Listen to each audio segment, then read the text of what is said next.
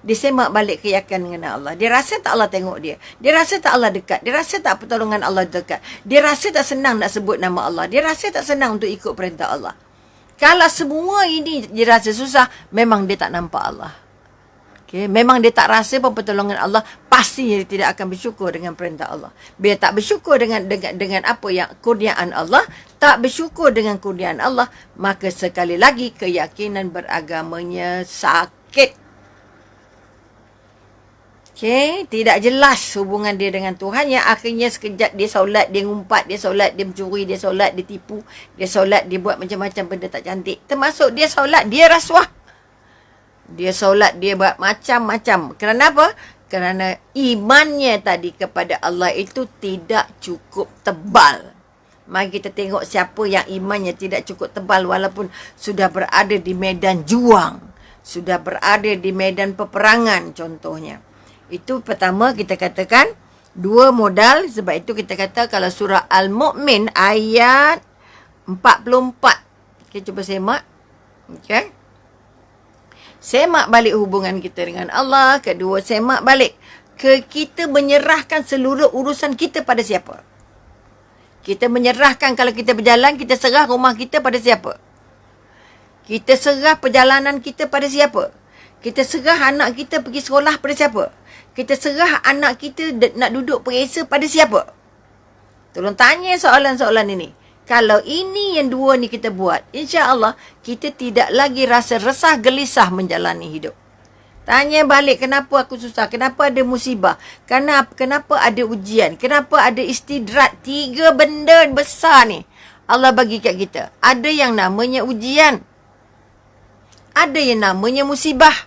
Ada yang namanya istidrat. Okey? Jadi kita walaupun terkeluar sikit dari tajuk, tapi penting untuk diketahui supaya kita merasa macam mana nak buat penyerahan tu. Okay? Apa yang dikatakan ujian? Ujian adalah apa saja yang Allah turunkan yang kita tak suka. Apa saja yang Allah turunkan pada kita yang kita tak suka, walaupun kita puasa, kita ibadah, kita baca Quran, kita ikut semua perintah Allah, tapi tetap ada ujian. Okay? Apa sebab agak tetap ada ujian? Kerana ujian itu Allah nak uji kita. Kamu ni betul-betul dekat dengan aku pun atau pura-pura dekat. Ataupun dekat masa ada orang ramai tapi jauh bila seorang-seorang. Itu namanya ujian. Ujian jatuh pada orang yang taat dengan perintah Allah. Sebab itu orang beriman itu orang yang paling taat dengan perintah Allah. Orang yang bertakwa. Bila orang bertakwa, dia menyerahkan seluruh hidupnya kepada Allah. Bila menyerahkan seluruh hidupnya kepada Allah, bila datang ujian, dia melalui ujian itu dengan penuh tabah. Okay? Apa yang kita kata musibah? Kalau ujian tadi jatuh pada orang beriman, pada orang yang taat, pada orang yang ikut perintah Allah. Okay? Allah nak tengok kamu betul-betul kental ke tidak dekat dengan aku. Allah turunkan musibah. Musibah ini untuk mereka-mereka yang buat baik, kemudian campur juga. Yang baik buat, maksiat buat. Kadang-kadang maksiatnya lebih banyak daripada ibadahnya. Maka Allah turunkan apa? Musibah. Artinya benda-benda yang dia tak suka tetapi membuat dia harus berjuang untuk membantu diri dia, untuk melepaskan daripada musibah tersebut.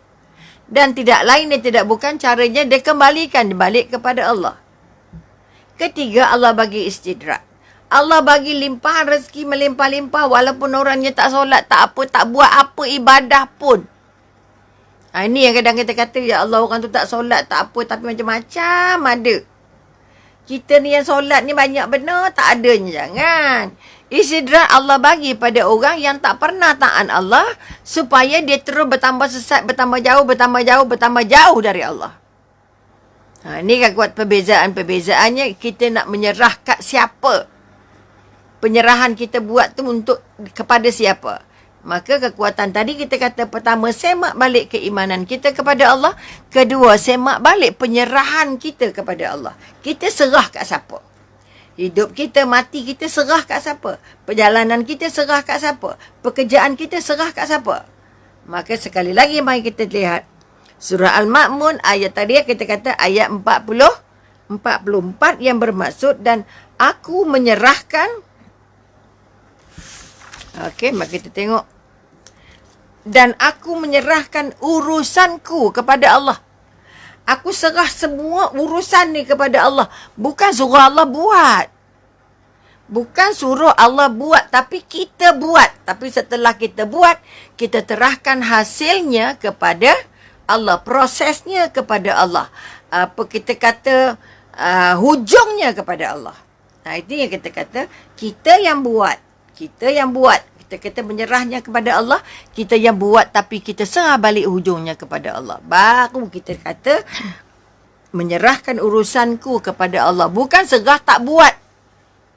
Serah ke Allah adalah aku tak kuasa nak mikir. Jangan.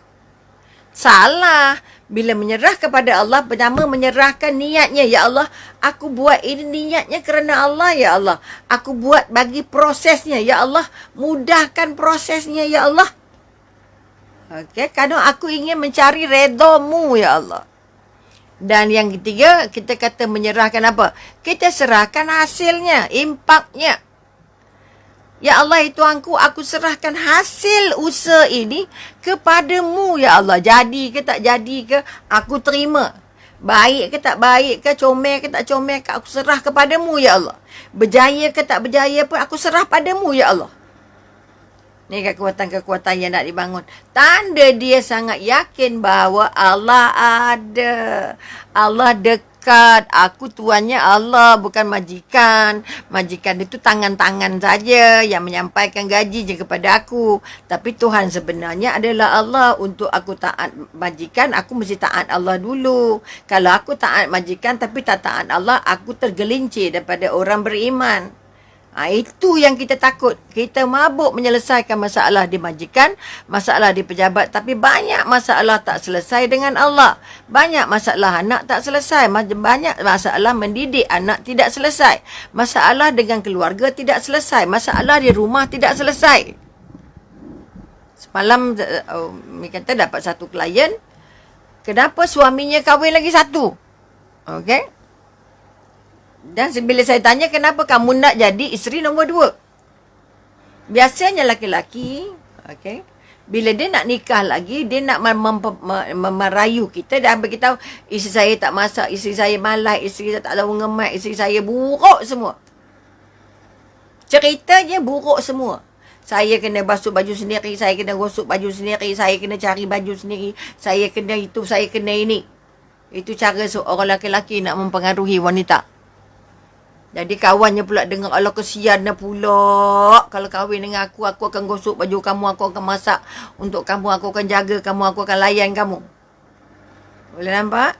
Maka kita katakan sekali lagi, kekuatan belum tentu. Belum tentu.